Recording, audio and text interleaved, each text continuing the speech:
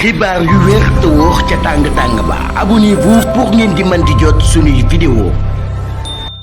jërë ngeen jëf ci ànd gi ak ñun ci chaîne bii di Buzz 221 HD dañ koy commencé ci biir Makka yi nga xam ni coalition bu Diomaye Président ñoom ñi ngi koy joxe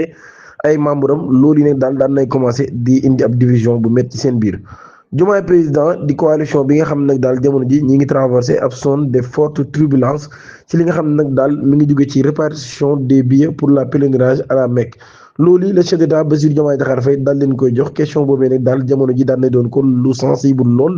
daal di suscité nag daal ay mer ci ñu bëree bëri ak frustration ci ñu bëree bëri ñoom ñii nag daal kon ñu bëri ñoo xam ne nekk nañ ci mouvance présidentielle bi am nañu leen metti lool. Mimi Touré sous le feu des critiques ci contexte boobee nag daal te ab contexte électrique madame Aminata Touré mii nag daal moom mii lañ daal di indexé directement ay membre yu instance boobee nga xam nag daal moom la daal diriger ñu ngi koy accusé nag daal li ñuy wax partialité et d'une gestion opaque des processus. Serigne Modou Gueye nekk membre de la conférence des leaders daan na exprimer nag daal indignation bi nga xam ne am na ko waaye nag daal di fustiger démarche bi nga xam nag daal Mimi Touré mii mi ngi koy def daal di nag daal favoriser bu baax a baax ñi nga xam ni ñoo di ay jegeñaaleem ci loolu yi nga xam nag daal mooy intérêt général bu coalition boobee. des personnes yoo xam ne nag daal ba ñu ñëwee ci coalition bi yàggul ñoom ñi la ñu récompensé alors que militants yi nga xam ne nag daal ñoom ñoo gën a yàgg ci coalition bi nag daal quand Sonko et Diomaye étaient fuis comme la peste sont royalement ignorés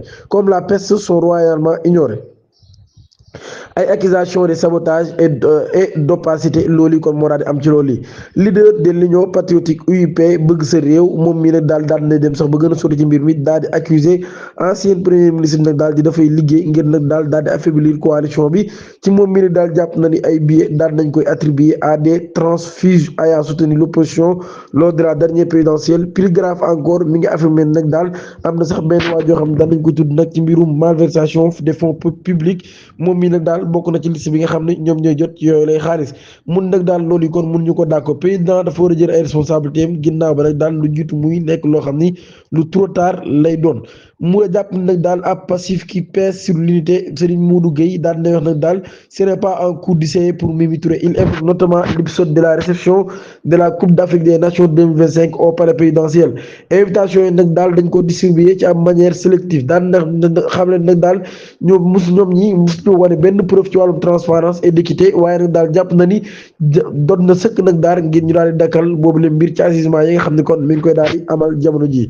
chambre pénale de la cour suprême des peines moom mii dina jël ab dogal kon ci recours bi nga xam ne daal nañ koy def en cassation formé par le parquet général des poursuites judiciaires financières le 5 février prochain loolu yi daal di ñeel mbirum Serigne Omar Mbaye. ab décision boo xam ne daal moom mooy déterminer l'avenir immédiat du guide religieux bi nga xam ne placé nañ ko sous mandat de dépôt ci mbirum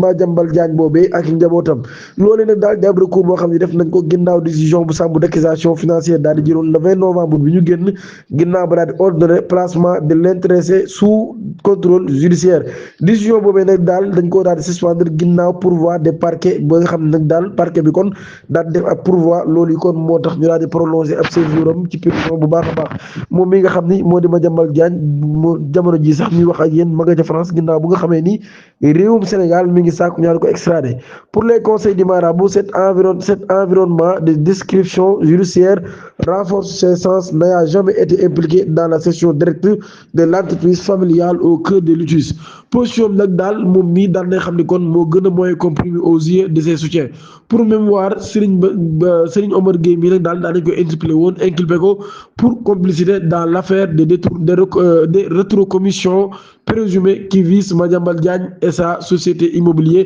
patron bu groupe de presse bii nag daal ñi ngi ko soupçonné nag daal ni moom mii dafa encaissé des fonds via le SCI FRAO depuis le début de la procédure. Le marabout clame de son innocence affirmant n'avoir aucun lien opérationnel avec les griefs financiers bi nga xam nag daal moom lañ koy giñ jamono ji kon.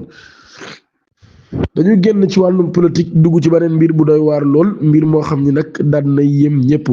ab scène bu doy waar lool boo xam ne bokk na ci seen yi gën a moyen surréaliste yoo xam daan nay am mbir mi ngi xew ca commissariat central bu Ziguinchor ab suspect boo xam dañ ko interpellé ngir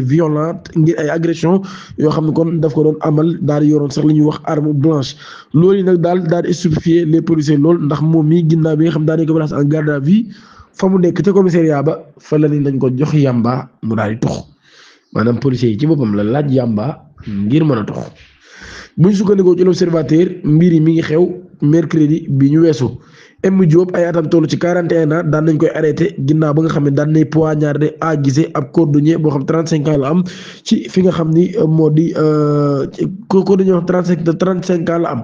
ginnaaw ba nag daal dañ koo daal di jàpp yóbbu ko ci commissariat ba ginnaaw ab intervention boo xam ni daan nañ koy def ci loolu yi moo waral ko ñaar di koy teg loxo ci lii nag daal bañ fa demee victime bi fekk nañ mu am ay gaañu-gaañu yu métti lool ginnaaw ba ñu daal di koy évacué ci hôpital ngir nag daal di mën a stabiliser li nga xam ne moo di état de santé am demande inhabituelle bi nga xam ne daal am na ci mise en cause boobee moom mi daal ne tax kon gars yi nag daal di jëlaat mbir mi au sérieux gën koo jël au sérieux kon ngir nag daal di xool moom mii yeneen hypothèse yoo xam daan nañ koo teg xool ndax ba muy def mbir mi lu si toon na ndax kii daal ku ànd ak sagom la ku ànd ak sagom waaye moom daal di wétt wóor mooy ca kaso ba la nekk wala boog ca commissariat ba ngir dañ ko Aliyamba dafa bëgg a tux moom mi nga xam ni dañ koo teg loxo ginnaaw ay violent altercation yu am ci digganteem ak kaneen ba kooki sax jële ci ay gaañu gaañu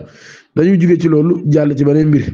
ci mbirum jàmm gën si Kambaaw ab bande de 6 malfaiteurs lañ fa démantelé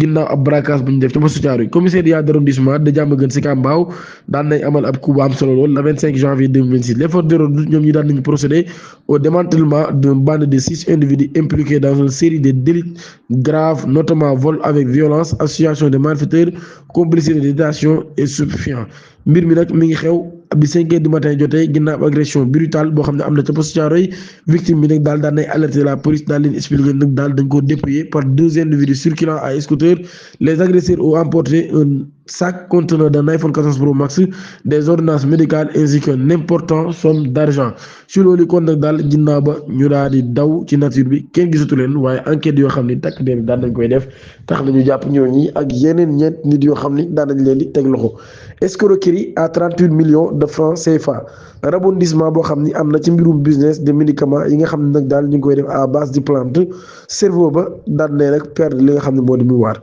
Elou Diop lay wuyoo ñu koy wax Lamine Tankon moom mii ne daal daan nañ koy extradé ci prison déféré ko ca parquet moom mii daan nañ koy place sous mandat de dépôt par le juge du 3e cabinet du pôle judiciaire financier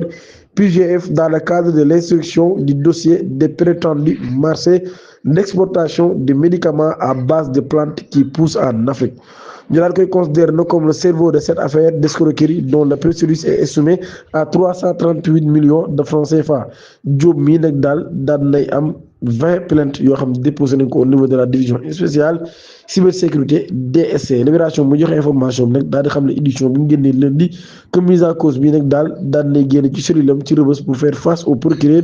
et répondre des chefs d'escroquerie en bande organisée usurpation d'identité numérique faux usage de faux blanchiment de capitaux et complicité. Il serait lié à 2 nouvelles plaintes contre X relatives à la même affaire déposée par S Domingo et R Faye pour une escroquerie évaluée de 3,4 millions de francs CFA. Investigation yu DSC yi nag daal di tax ko ñaata xam ne présumé auteur bi la fay yi Elou Diop bu ñu sukkandikoo ci Libération moom mi nag daal les fonds envoyés par les victimes ont été déposés dans un compte Wave relié à la carte nationale d'identité de Abou se trouvait par devers et la nommé Elou Diop lors de la perquisition effectuée à l'époque par la DSC à son domicile. mbir maa ngi noonu mu nekk nag mbir moo xam ni mbir la mu doy waar lool di ñaan ngeen abonné suñu chaîne activé cloche de notification bi ngir dara bañ leen a raw jërë ngeen jëf.